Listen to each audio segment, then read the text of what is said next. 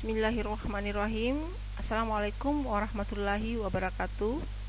Yang terhormat Bapak Profesor Dr. Kartono MSc dan Bapak Dr. Mulyono MSc selaku dosen pengampu mata kuliah studi hasil penelitian pendidikan matematika pada program Doktor Pendidikan Matematika Universitas Negeri Semarang.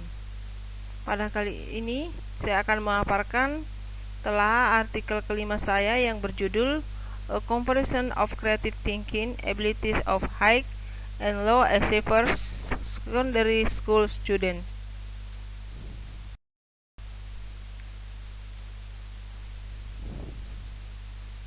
Artikel ini ditulis oleh Muhammad Nadid Anwar, Sahibzada Sahim Al-Rasul, dan Rail Haq dari Department of Education University of Sargodha, Pakistan, dan diterbitkan di International Interdisciplinary Journal of Education pada bulan Februari 2012, volume 1.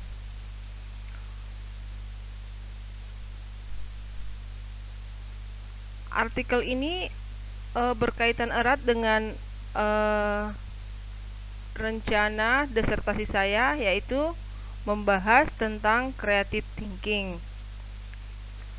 Baiklah, saya akan mulai membahas tentang artikel ini. Yang pertama adalah latar belakang. Latar belakang daripada penulisan artikel ini adalah adanya pengaruh pengetahuan teknologi, keprihatinan dan kebutuhan individu, dan perspektif tentang pendidikan yang sedang berubah. Menurut Piaget, tujuan awal pendidikan bukan untuk melatih individu yang mengulangi generasi sebelumnya, tetapi untuk melatih para penemu yang memiliki keterampilan yang menghasilkan hal-hal baru yang kreatif. Nah, di sini kajian teori yang pertama yaitu dari Thorndike. Thorndike ini mendefinisikan kreativitas sebagai proses pembentukan ide atau hipotesis, menguji hipotesis, dan mengkomunikasikan hasil. Yang kedua ada Sternberg and Luber yang mengasumsikan bahwa faktor universal yang diperlukan untuk kreativitas adalah kebaruan, yaitu orisinalitas dan kebaruan dan kesesuaian. Sementara yang ketiga ada Van Hoek and Edwards menyatakan bahwa kreativitas melibatkan keterbukaan terhadap ide dan keinginan untuk mendorong eksplorasi yang tidak diketahui dan tidak mudah dikelola. Nah, yang keempat ada Silver yang menunjukkan bahwa indikator untuk mengidentifikasi pemikiran kreatif siswa dengan menggunakan pemecahan masalah dan problem posing. Ada 3 komponen yang menjadi bagian penilaian berbeda dan independen satu sama lain, yaitu siswa yang memiliki berbagai latar belakang dan kemampuan yang berbeda. Mereka akan memiliki potensi yang berbeda dalam hal pola pikir, imajinasi, fantasi, dan kinerja. Seorang siswa dapat mencapai 3 komponen, 2 komponen, dan 1 komponen. Metode penelitian. Untuk subjek penelitian, yang pertama yaitu menggunakan bahwa penelitian ini menggunakan metode survei, di mana populasinya adalah seluruh siswa sekolah menengah yang terdaftar di kelas 10 pada sekolah-sekolah pemerintah Gujranwala, Pakistan. Dengan metode random sampling untuk menentukan sampel. Selanjutnya, sampel dibagi menjadi 4 kelompok sebagai berikut, yaitu sekolah menengah anak laki-laki kota, yang kedua sekolah menengah anak laki-laki desa, yang ketiga sekolah menengah anak perempuan kota, dan sekolah menengah anak perempuan desa. Nah, dari masing-masing kelompok dipilih secara acak. Di tahap pertama dari kelas 10 diambil yang paling mudah dari masing-masing sekolah. Nah, dengan cara ini 208 siswa menengah berpartisipasi. Dari 104 dari perkotaan dan 104 dari pedesaan. termasuk kedua jenis kelamin, mereka dibagi lebih lanjut ke berprestasi tinggi dan berprestasi rendah sesuai dengan aturan prestasi akademik, yaitu siswa yang memperoleh 80% ke atas berprestasi tinggi, 41 sampai 79 berprestasi menengah, dan siswa yang memperoleh nilai kurang dari 40% dianggap berprestasi rendah. Hipotesis yang kedua, hipotesis.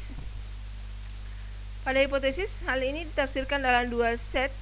Yang pertama yaitu tingkat kemampuan berpikir kreatif dan prestasi akademik, dan yang kedua berpikir kreatif antara berprestasi tinggi dan berprestasi rendah dibandingkan.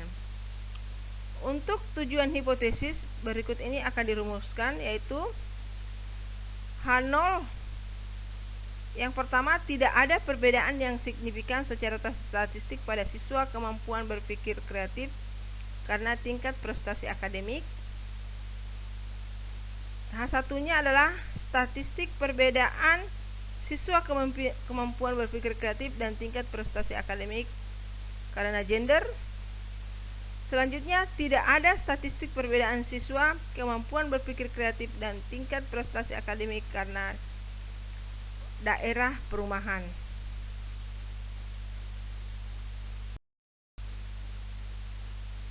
Pengukuran.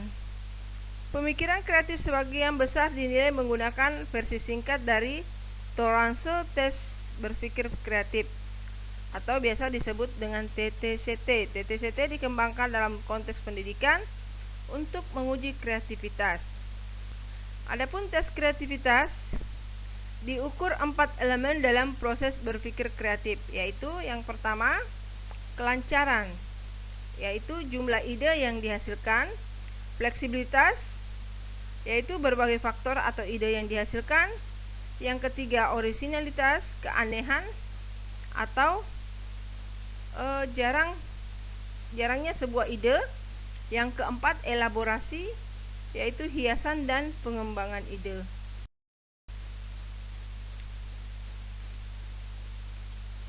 Hasil daripada penelitian ini, di sini penelitian ini memberikan bukti empiris tentang perbedaan dalam pemikiran kreatif siswa yang berprestasi tinggi dan rendah.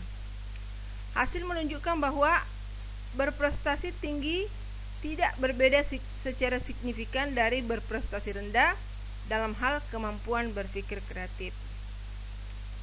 Terungkap bahwa perempuan yang berprestasi tinggi dan rendah lebih kreatif daripada laki-laki. Oleh karena itu, perbedaan gender mempengaruhi berpikir kreatif.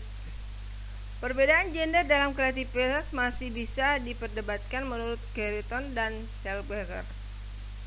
Pria dan wanita memberikan gambaran kreativitas mereka secara berbeda.